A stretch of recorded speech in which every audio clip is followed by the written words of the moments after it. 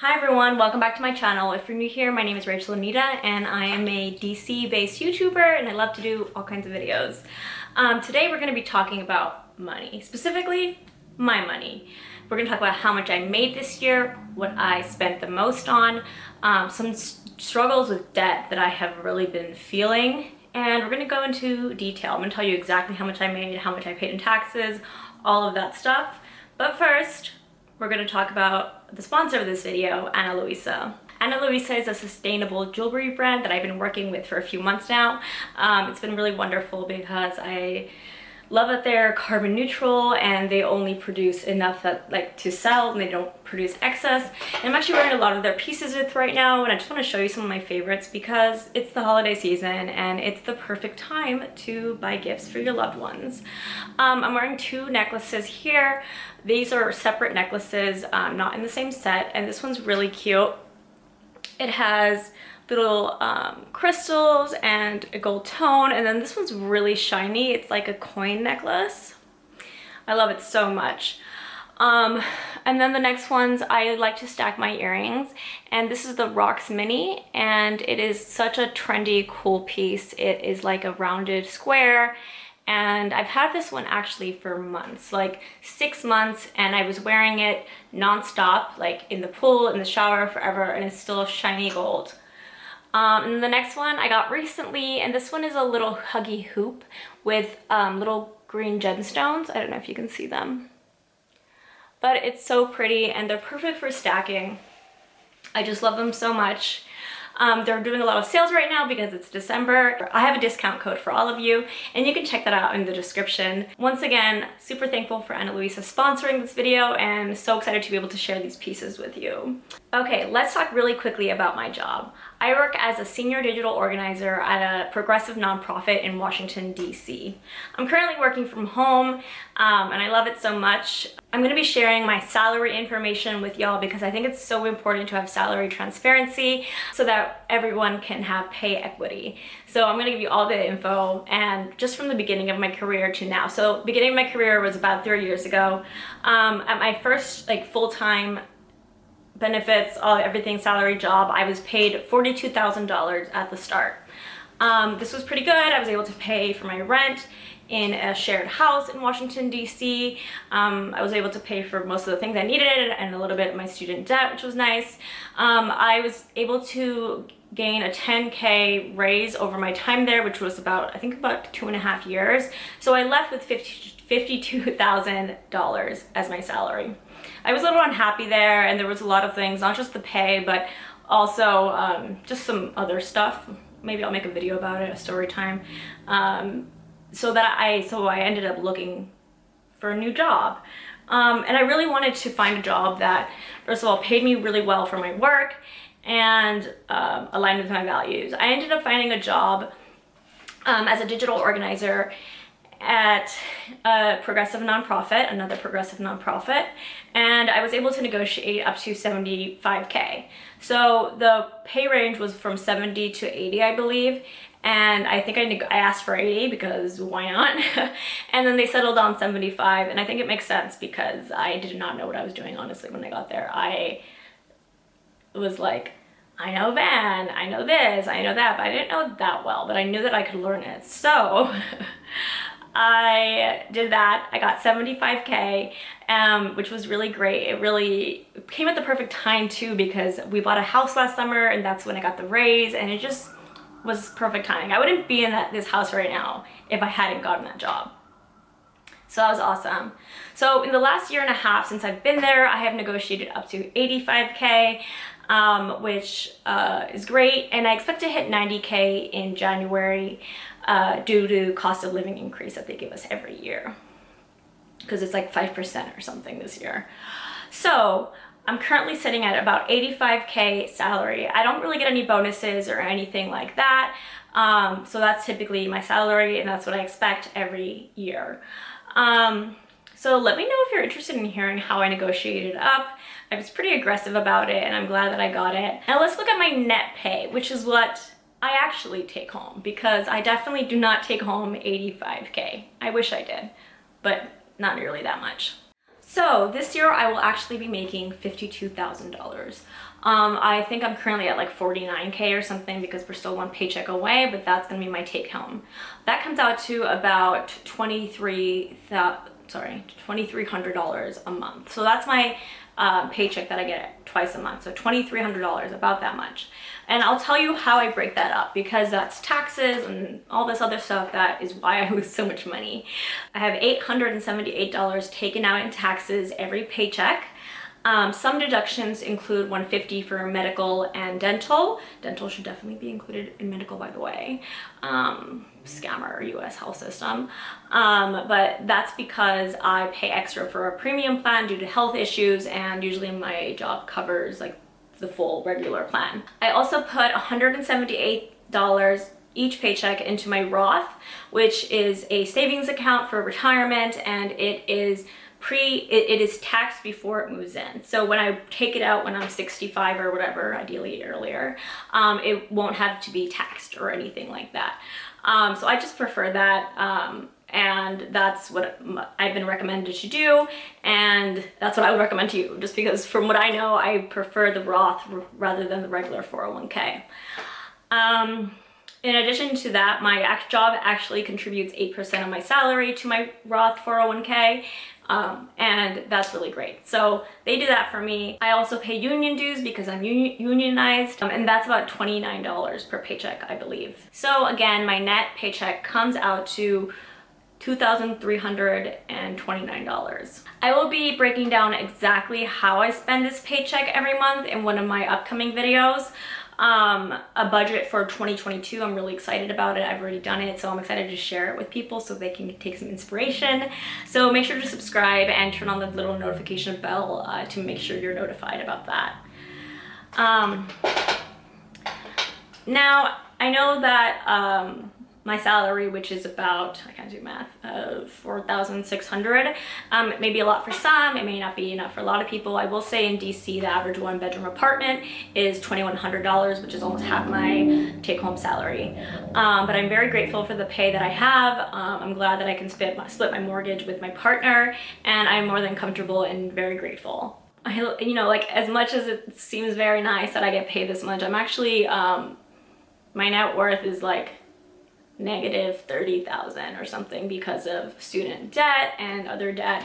So yeah, I'm negative money. I don't have any money technically because I owe money, but we'll talk about that in a second. But yeah, I guess the main thing that stresses me out is the debt, and also that I spend willy-nilly on travel a lot. But let's talk about the debt. So I've been struggling with paying off debt. If you followed me for a long time, you know I've been talking about my debt for like 2.5 years now, and in every budget video I'm like, I'm paying off my debt this year, it's gonna be this year.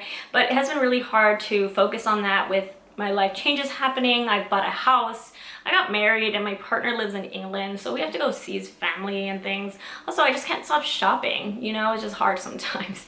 But yeah, I haven't been able to pay off my student debt. I was able to pay off a 11K loan from Payoff that helped me pay off some credit cards. I would definitely check them out to consolidate your credit cards and get a lower interest rate. But I paid off 11K in the last year, which was awesome and felt so good. But I still owe about $32,000 in federal student loans and about $2,000 on my Barclays credit card, which is the only credit card that I use. I still have like 3 other credit cards open for emergencies, and also just because of trying to keep my credit up. My credit score is very good right now, and that's that. So I have about $34,000 in debt, so I'm negative $34,000, or a little bit less, I guess, because I do have a little bit of money. Now let's talk about what I've been spending on my Barclays card. I will literally tell everyone exactly what I've been spending on my Barclays card. As I said, I think it's travel, but you know, it's probably a bunch of other random things, because I forget the things I bought sometimes, you know, to maintain my sanity. So let's see. Okay, so I used this card because they had like a really great promotion. It was like 60,000 miles or something. You don't have to spend anything, so for like $1. And so it was really great. But they definitely caught me up with those interest charges because I couldn't stop spending. Don't get a credit card unless you're ready, ladies and people, just anyone. Okay, so things I spent on it recently is I bought a video game yesterday that doesn't even work on my computer and they won't refund it. We love that. My spouse bought a air purifier for $270 on my card. I don't know why, so I'm gonna ask him about that because it's on my card. I spent $86 on Rent the Runway subscription. Don't need that, but there we are. And I ordered it like 5 days ago and it's not here yet. And then I ordered $143 worth of stuff from Abercrombie and Fitch. I will say that I ordered these items 2 weeks ago and it was about $236, so I'm returning that, and then because of sales, I'm only spending $143. I spent $118 on a 23andMe, which is a Christmas present for my spouse, and then $333 on JetBlue flights. And at 7-Eleven I spent $26. So that's what I've spent since November 15th through today. On my Barclays card, there's a lot more other stuff that I've spent because of, like I said, I'm going to England later this month, and so there's some charges on there from that. Now, I like to look through whatever I spent my money on to just reconsider and think about what I've been spending my money on and what I could have not spent my money on. I definitely could have skipped the Rent the Runway.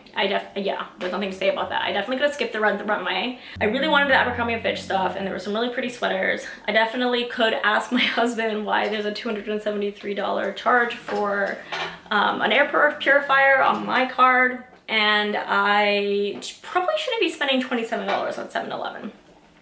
So I just like to look over what I've spent on my credit card and kind of consider, so I can think about what to do better next month, which I guess is don't go to 7-Eleven and don't go to Rent the Runway, and also just don't use my computer because then I end up buying things. So yeah, I'll be traveling loads in the next month, and because of the perks I get on my card, I'll probably use that card throughout December and the beginning of January, as I'll be in England and Paris.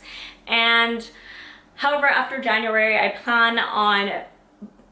plan to budget aggressively and pay off that credit card as quickly as possible. And that's reflected in the budget I've created. So again, if you want to see what that budget looks like, make sure to subscribe and comment. Why not? Just give me a comment. I love reading comments. But yeah, so credit card, and then I plan to move on to the last of my debt next year as well, which is my student debt. Okay, the last thing I wanted to do before I finish off this video is share with you some of my favorite apps and tips for saving some money. And these are apps and tips that I've been using for years.